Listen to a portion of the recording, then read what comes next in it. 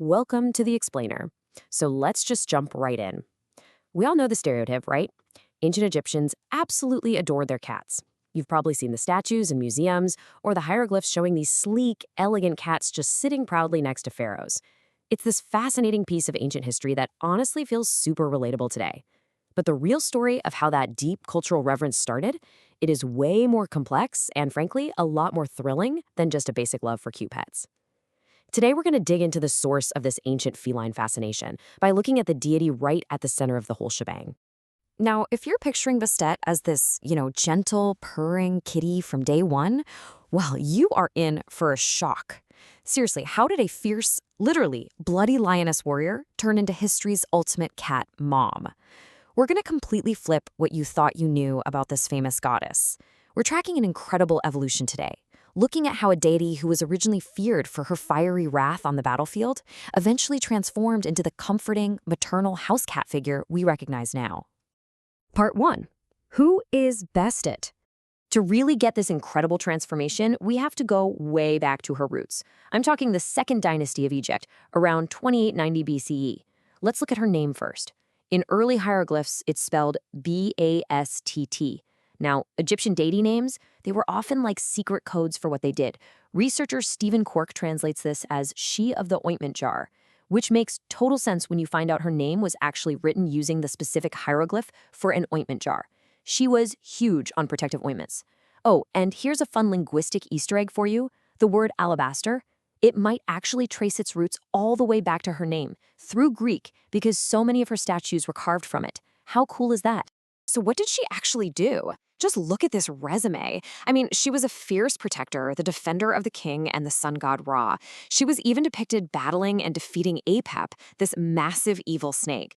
Basically, she was the ultimate guardian of Lower Egypt, fighting off contagious diseases and evil spirits. But here's where it gets wild. She was also the goddess of pregnancy and childbirth. This duality, like terrifying warrior on one hand, nurturing mother on the other, that is absolutely crucial to understanding who she really was. Part 2. From lioness to cat. Okay, so we know she had this split personality, but how did that actually look to the ancient Egyptians over thousands of years? It's fascinating. Originally, Bastet was a lioness, a role she shared with another terrifying goddess named Sekhmet. But over time, Egyptian theology kind of split them into two aspects of one overarching deity. Notice the contrast here. Sekhmet kept the intense, bloody warrior vibe, staying a fierce lioness. Bastet, on the other hand, started absorbing the gentler, more maternal traits. And as she did, her physical depiction literally started to shrink. This literal shrinking didn't happen overnight. Obviously, we're talking millennia. Back in 2890 BCE, she is 100% fearsome lioness. Fast forward a couple thousand years to around 1070 BCE, and she starts showing up as a woman with a cat's head.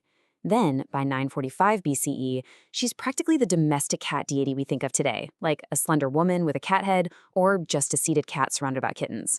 By the time the Greeks rolled into Egypt in 332 BCE, she was so tied to nature, hunting, and childbirth that they were like, oh, she's basically our goddess Artemis. But why the major makeover? Well, it wasn't just random myth-making. It mirrored real life, specifically the domestication of cats in Egyptian society. Think about it. Cats were incredibly practical. They were the ultimate pest control. They guarded vital food supplies from rats and mice, and they even hunted cobras. Yes, cobras. The Egyptians saw this tiny domestic creature providing a literal life-saving service. So naturally, their fierce protector goddess took on the shape of their new furry household bodyguard. Part 3. The Cult of Bubastis. Now, where did all this worship actually happen? We're heading to the Nile Delta to a city called Bubastis, which literally translates to House of Bastet. And the temple here? Legendary. The Greek historian Herodotus visited in the 5th century BCE, and he wrote this vivid description. A stone wall, carven with figures, runs round it. Within is a grove of very tall trees growing around a great shrine. He described this massive temple sitting on an island, surrounded by tree-lined water channels from the Nile, built lower than the rest of the city so you could literally look down into its magnificent courtyards. But those water channels weren't just for looks. This water formed a sacred lake called an Isharu. And this is where architecture meets mythology in the best way. In Egyptian myth, These specific lakes were built into temples devoted to lioness goddesses. The idea was that a fiery, wrathful lioness would take a dip, cool down, and transform into a calm, pacified cat who could just chill in the temple. They literally engineered a cooling system for a goddess's rage. And the devotion inside that temple was staggering. Take a second to process this number: 300,000. When archaeologists dug up Bastet's temple in Bubastis, that is how many mummified cats they found: 300,000. And that's just one spot. In 1888, a farmer over in Beni Hassan literally uncovered a burial site with hundreds of thousands more. To really wrap our heads around what this means, we have to look at how these animals were treated. In ancient Egypt, a household cat dying was a full-on tragedy. Families would go into deep mourning. They would literally shave off their eyebrows to show their grief. If you had the money, you paid for expensive embalming and a spot in a massive pet cemetery. Researchers Turner and Bateson make a great point. They say the status of a cat in ancient Egypt was basically on par with the reverence for the cow in modern-day India. This wasn't just a pet. This was a living, breathing vessel of the divine. Part 4. The Ancient Cat Craze. So, massive temples, hundreds of thousands of mummies. But how did everyday people celebrate her? Well, here is another crazy number for you: 700,000. According to Herodotus, the festival of Bubastis was the biggest deal in all of Egypt. Every single year, it drew in an estimated 700,000 adults. No kids allowed, by the way. People would arrive from all over the country, packed tightly onto these massive crowded ships sailing down the Nile. And let me tell you, the commute was a party. The ships were just nonstop music, singing, and dancing. Once they got to the temple, they made huge sacrifices. But the real main event? The feasts of drunkenness. Herodotus claimed they drank more grape wine during this festival than the entire rest of the year combined. And before you judge, this wasn't just an excuse to get wild. It was legally and religiously required. Remember the whole angry lioness thing? The ancient texts explicitly state that lioness goddesses had to be appeased with alcohol to stop them from unleashing their fury on everyone. So drinking was basically a civic duty.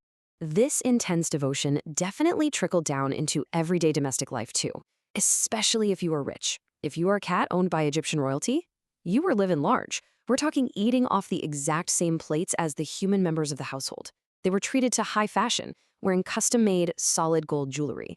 And in the afterlife, they got the VIP treatment, buried in massive pet cemeteries like Saqqara. They were loved and fiercely protected, mirroring how Bastet protected Egypt. Which brings us to our final thought. Today, cats basically rule the internet, right?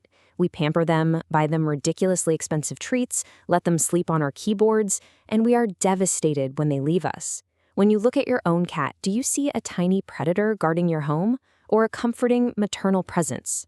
After tracking Bastet's wild evolution from a blood-soaked lioness of war to the ultimate purring protector, it's clear our bond with these animals is thousands of years deep. So, is our modern obsession with cats really just a continuation of Bastet's ancient spell? I'll let you decide the next time your cat demands a bite of your dinner. Thanks for tuning in to this explainer.